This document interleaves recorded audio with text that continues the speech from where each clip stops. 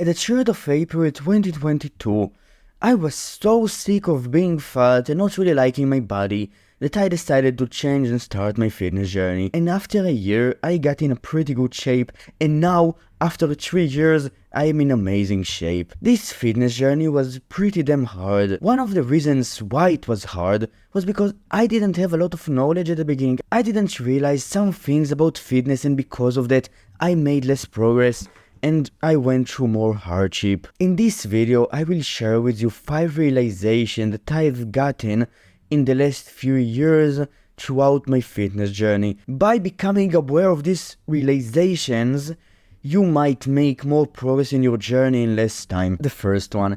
This one, so you've probably heard about all of the training principles like progressive overload, specificity, you get better at what you do. If you know what they are, great. If you don't know, then right.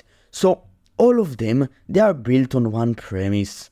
They are built on the premise that you go and actually train. So what is the only way to guarantee not building muscle and not getting in better shape when it comes to the body?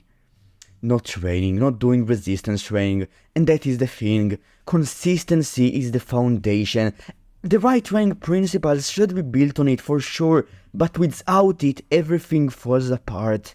The first realization that I got both at the beginning of my journey, when I heard all of these guys talking about the importance of consistency, when I saw all of these transformation videos, and after getting in shape and seeing that the fruits of my labor, they are real and I can, take a bite out of them and see my physique and feel amazing about it, that's when this realization was made clear to me, because I saw the result of consistent effort. Consistency is the foundation that everything else should be built on. That's the first realization. Now the second one. A lot of science-based guys, so most of them believe that the progressive overload principle is one, if not the most important principles for building muscle.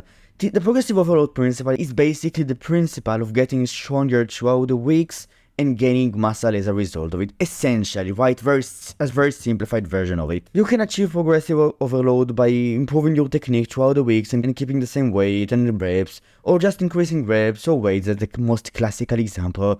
But the thing is that progressive overload won't occur in a way that will build muscle unless you do one thing, and this is the second realization. So this one I had a few weeks ago, and the thing about it is that, so we all know that training hard is important, and the realization that I had was, so what is training hard? It is getting close to muscular failure.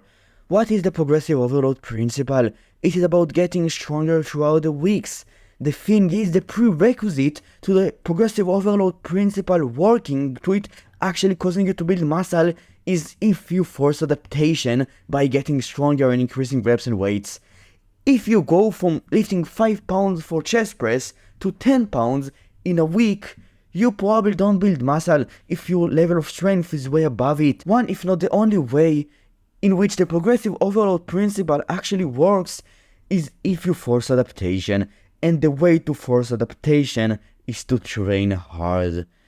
And that's why the second realization that I had was that intensity is key. Throughout my whole fitness journey, I've trained intensely, and that's one, if not the one reason why I have managed to achieve a lot of muscle growth. So what is the best indicator? Not the best, but one of the greatest indicators for getting close to muscular failure. It is slowing down the concentric with the maximum effort. If you go and you push yourself to your limits and you slow down the concentric, the up movement, the push movement, the squeeze movement of the exercise, then that's a sign that you get close to failure, and the ultimate slowdown is just not being able to perform a rep. This is failure. The slower the concentric gets, the closer you get to failure. And then there is the third one. So there are sacrifices that will be made in order for you to get in shape. You will not eat that meal that you really want to eat in the moment. Right? Today you will not eat it because you want to lose weight. You will go to this workout even though the new fucking episode of Bleach came out and you really want to watch it. You will need to go to the gym, you will need to train, you cannot skip your sessions. You will also need to go and sleep instead of binge watching Naruto, whatever, right? You will have to make sacrifices to get in shape. And I know that it sounds boring. I know, like, hearing from this guy online that says that you should make sacrifices. You cannot watch your favorite show one day, once, because you want to get in shape and you should sleep instead. It's pretty boring, and you probably say to yourself, what the fuck does this guy want from me? Here's the thing. I just want you to get in shape. Now, I won't sit here and tell you that you should sacrifice all of the times, all of the things that you really like to do to get in shape. No, of course not. But you should be willing to make some sacrifices. Fitness is a game that requires sacrifices. You will need to sacrifice one thing for another. In some days, you will need to go to the gym instead of watching the show that you really like watching. You will need to train. So training takes time. You don't just go to the gym and get out of there in a minute. It takes like 1 hour. It takes effort. And going and putting in this work and doing it instead of something else is a sacrifice, right? Just by the nature of doing things instead of other things, you sacrifice. Sacrifices will be made, and you need to be willing, you need to accept making them, and that's what I was willing to accept. I accepted making these sacrifices, and because of that I've gotten in shape. If I were to not be willing to make these sacrifices, guess what? I would have not gotten in shape. And that's the thing that you need to realize. Sacrifices will be made and you will need to make them. Now, not all of the times for sure. Again, this is a massive disclaimer. You can watch your favorite show, you can go to sleep late sometimes, right? But in general, for the majority of times, you should be good, you should do the right thing. And that's how you essentially get in shape. And then there is the fourth one. So I will go over it quickly. So you probably play video games either on your phone or on your computer, right? Like any other man today's age. Think about them. In most of them, if not in all of them, there is something that you progress towards. It can be Candy Crush, you progress through the levels. It can be Valorant, you go and you rank up. You get better, you get to a higher rank. Fortnite, same thing. Minecraft, you build houses, whatever, right? In video games, there is progression. In life, there is progression. And in fitness, there is progression. One of the things in video games that we really enjoy as humans is the progression. And in fitness it is like that, and in life it is like that. Progression is one of these things that we are hardwired to enjoy as humans. And that is the fourth realization. I've quit video games. I don't play video games anymore. And when I play them, I really enjoy the sense of progression that came from them. I genuinely think that after quitting them and after getting into fitness and getting in shape, that the same token applies here. There is a massive sense of progression that comes from becoming better in fitness. And that's the fourth realization. It is fun as fuck. Now at first it's not, because you just go and you walk and you don't see results. Of course, for the first months, discipline is necessary and it's not that fun. And afterward, motivation will not be there all of the times, and it is not there. Not for me, not for most people. But at the end of the day, being in shape, training and eating the right diet and sleeping more is more fun long term. Now short term it might not be like that for sure, but long term, after becoming better at it, after getting in a pretty good shape, you will realize, that's what I've realized. You will look at yourself in the mirror and you will go to these training sessions and you will just look at yourself one day and say to yourself, this fitness thing, bro, I actually enjoy it. It is fun. And not only that, it's not just about progressing your physique, it is also progressing in your discipline, becoming a better person. And becoming a better person is the ultimate progression. It is not the ultimate fun. I don't want to make some outrageous claims, but it is fun, right? In my opinion, it is pretty fun in my own experience.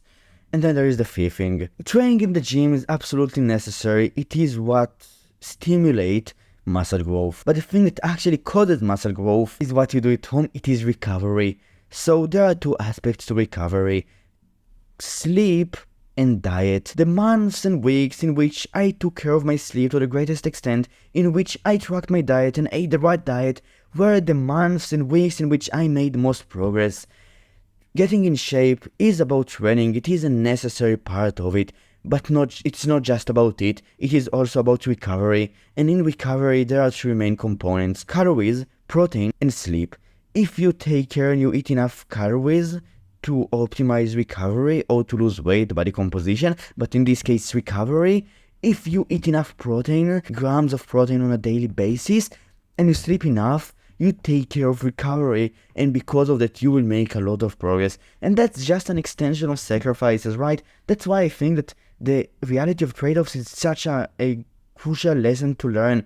you will need to make sacrifices. They are necessary, and by not making them, you will not improve your physique. Now, I won't sit here and tell you to sacrifice everything for the greatest extent, for sure, but you will need to sacrifice things to some extent. You can still enjoy going out with your friends on a Saturday night, for sure. I won't sit here and tell you that you cannot do it. You will get in amazing shape if you will do it too. But in general, in the majority of times, you will need to do better. You will need to train. You will need to eat a decent diet, and you will need to sleep more than 6-7 hours. That's how you get in amazing shape. That's how you build muscle, according to the science, right? Not just my own experience, also my experience. But I don't think that I need to sit here and convince you to sleep and eat enough calories to optimize recovery, and to eat enough protein to optimize recovery to get in shape. That's a realization that I've had because I felt it. The days, the weeks, the months in which I made most progress were those weeks in which I took care of these things. The weeks and months in which I didn't make a lot of progress were the months and weeks in which I didn't really take care of these things, in which I slacked off. Taking care of these things is important, and it will get you in amazing shape. And that's essentially it. If you enjoyed this video, you can like and subscribe, and I will see you next time.